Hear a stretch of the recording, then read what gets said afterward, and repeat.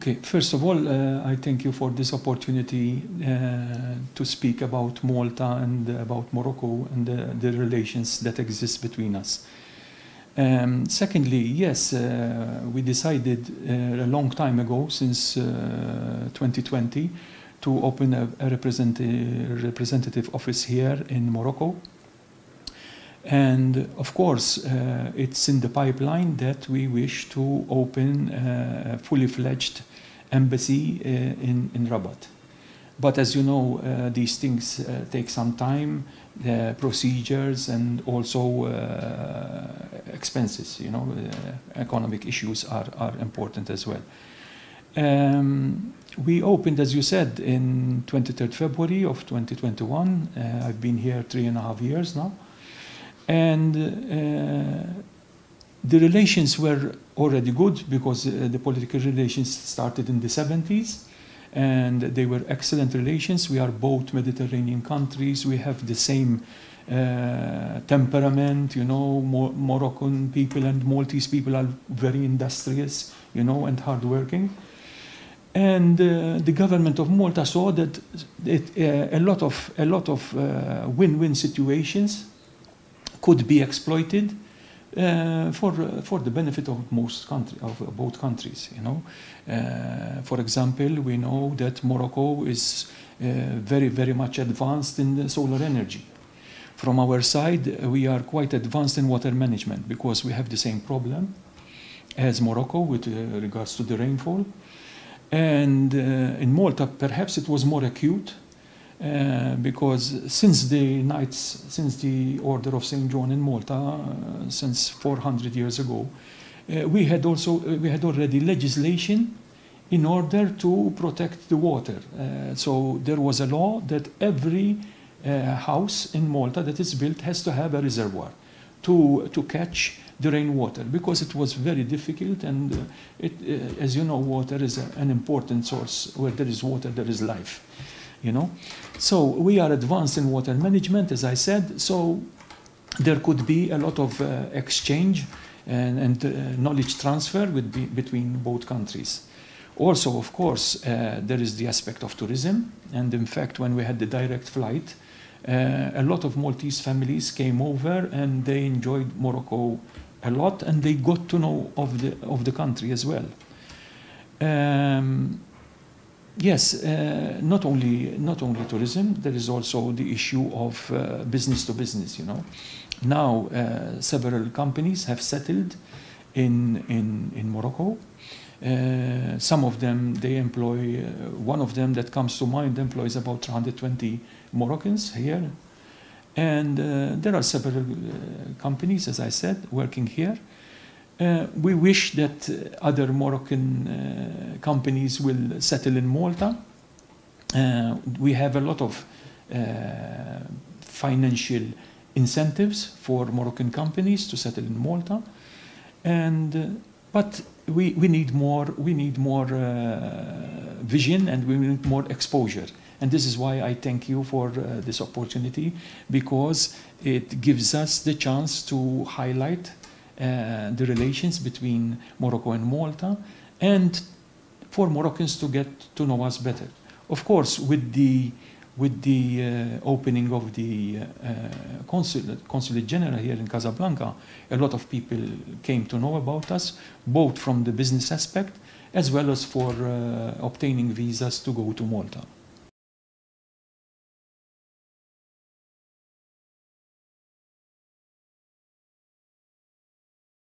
We have villages named the same, like Rabat. We have two cities named Rabat, one in Gozo and one in Malta.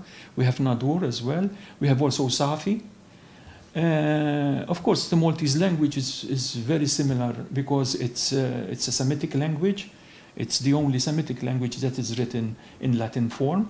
We have the numbers; they are the same. We had Nain, Tlita, Erba. The grammar, the syntax of the language is purely Arabic. We have the Shamsin and the Amrin, and we have the GH as well. So we say merhaba like you do, you know. So and a lot of maybe 80-85% of the words Arabic. Then we have a mixture of Italian and some English because of the historical affiliation that we have with both Italy and England. We were a British colony, as you know, but we have a proximity to Sicily and Italy. Malta is just 90 kilometers away from Sicily. So from the cultural aspect, as I said before, we are both Mediterranean countries, and before, unlike some people maybe don't even know, there was a lot of transportation and migration inside the Mediterranean. For example, before, a lot of Maltese people used to migrate to the southern Mediterranean, to Egypt and to Libya, Tunisia, and Algeria, and also to Morocco, but to a smaller extent because of it is the farthest away. So we got to have, like, for example, the Maltese who return from these countries, we say this dak Malti tal-Alexandra, Maltese from Alexandria, dak Malti ta' Tunis, dak Malti tal-Jazair. As I'm saying fimt, it's in Maltese as well, but also in Arabic. So they used to migrate a lot and to look for work, you know, either as fishermen or farmers in those days. So there was a lot of exchanges, you know, and hopefully now, especially with our representative office, these exchanges can be increased. You know, we have many projects in our mind that we can develop.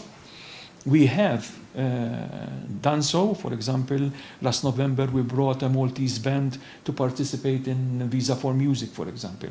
And also we brought 3 poets from Malta to exhibit their work in Ben Guerir.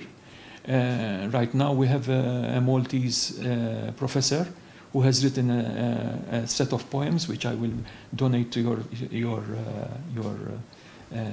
your organization. It's in Arabic. It's in Arabic text, and we hope that certain exchanges, both from the cultural aspects and in other aspects, will come forward in future.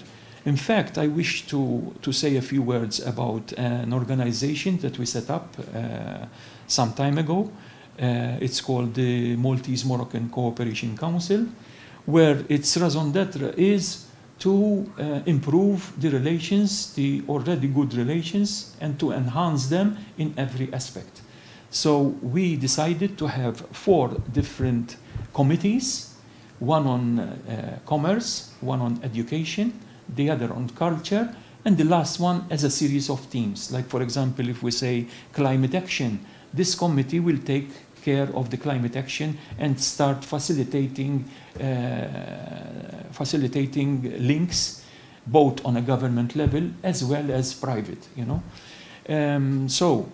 This organization, the Maltese-Moroccan Cooperation Council, has been existing for a year and a half now. We have our website, we have our volunteers, we have our honorary members, which are both Maltese and Moroccans, you know. And the aim of each committee is to enhance, for example, the Commerce Committee, which is headed by a Maltese and a Moroccan, in order to understand both mentalities of Maltese businessmen and Moroccan businessmen. The idea is to facilitate links. So we offer information to Moroccan businesses about Malta, as well as offering Maltese businessmen information about Morocco. We cooperate with organizations like CGEM and others in order to facilitate this process. Even banks help us in this respect. Yes, the first step was to locate ourselves in Casablanca, because Casablanca, as you will agree, is the commercial hub. It's the heart of Morocco, and this was our intention. In fact, we are asked all the time, why did you not go and start with Rabat as an embassy? That is, as I said, it will be in the future, so that we will have a Maltese embassy in Rabat, and the Consulate General will remain here, because we believe that this is the hub. We've made a lot of outreaches towards organizations, not only in Casablanca, but even elsewhere, especially through our honorary consulates, in order for people to get to know about us. We, through MMCC and with the help of ENCG, we organized, for example, a webinar, Doing Business in Malta. This was for the information of Moroccan businesses to understand what we do in Malta and how we can synergize our relations. We did also doing another webinar, Doing Business in Morocco, for Maltese organizations to understand what we do. And last year, in June, the Minister of Foreign Affairs, Honorary Ian Borch, came over with a delegation of businesses, and we had a business forum that was held here in Casablanca, and it was the first. We were very excited because there was a lot of concurrence, and also a lot of people showed interest about doing business in Malta. As I said, since we started, and even before the consulate started here, there was already entrepreneurs who came and who started business, and they're doing quite well, I'm happy to say. And we mean to encourage other Maltese and also Moroccans, why not? Because it has to be a win-win.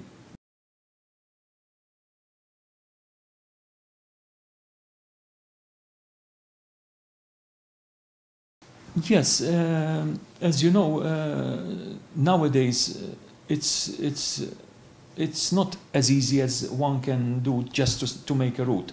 Our governments both would like to have a direct route, not only for tourism, even for business, you know, because business people would not wish to go through a gateway because they lose time, you know, and it's so we know that the connection is very important.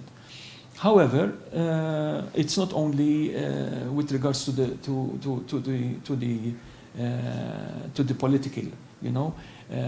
So at this moment in time, we have approached even Maltese airlines, even foreign airlines and Moroccan airlines, to ask them and to assist them as much as possible in order to try to find either a direct route or as short a route as possible. But you know, when an airline makes projections, it has to see that it has a sustainable amount of revenue in terms of passengers, and up to now it's not guaranteed. But in time, especially for example with low-cost airlines, this could be a reality. From our side, of course, we hope that Morocco will start a representation office in Malta. I know that the Moroccan Ministry of Foreign Affairs is working on it because we have discussed this issue, and is working on it with quite some pressure.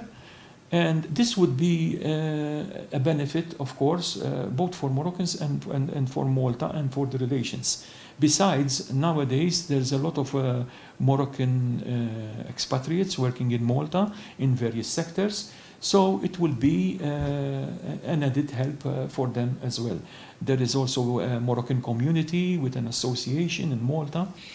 Unfortunately, the other way around, there's not a lot of Maltese here, only a few. But by time, we hope that others will settle and they will grow.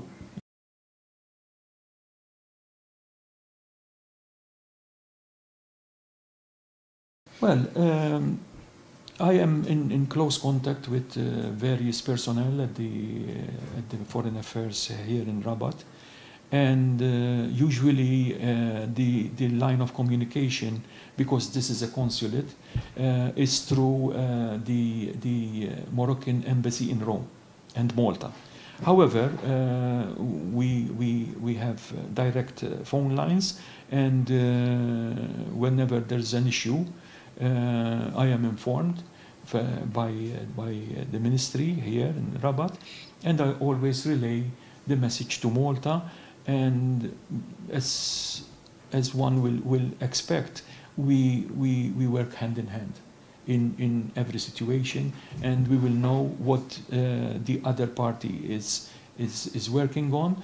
We have similar mutual thoughts on various aspects, including the Mediterranean and its surrounding parts. And up to now, we have always agreed on a mutually beneficial solution.